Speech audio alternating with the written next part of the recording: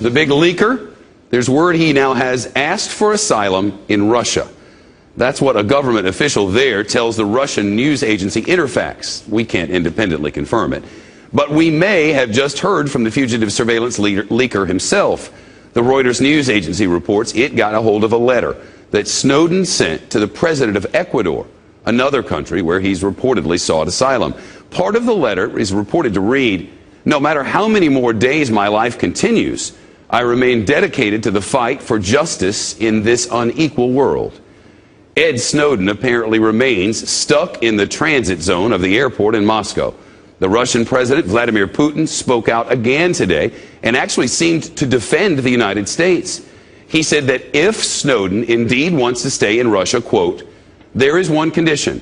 He must stop his activities aimed at inflicting damage to our American partners, no matter how strange it may sound on my lips." And strange indeed it did sound. Catherine Herridge is live for us in D.C. What are we hearing now? More from WikiLeaks, right?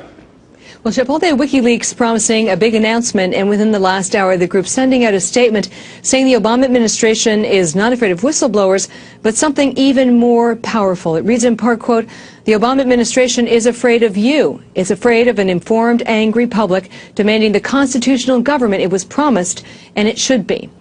Also today, we've had information from the official Russian news service Interfax that at the Moscow airport, Edward Snowden applied for asylum there with the help of Sarah Harrison. You see her there on the right, the WikiLeaks handler. No response at this hour from the administration to that application, Shep. What kind of response to all of this have we gotten from the president, Catherine?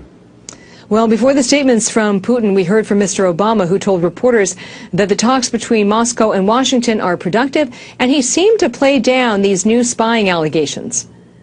Wherever there's an intelligence service, here's one thing that they're going to be doing. They're going to be trying to understand the world better and what's going on in world capitals around the world.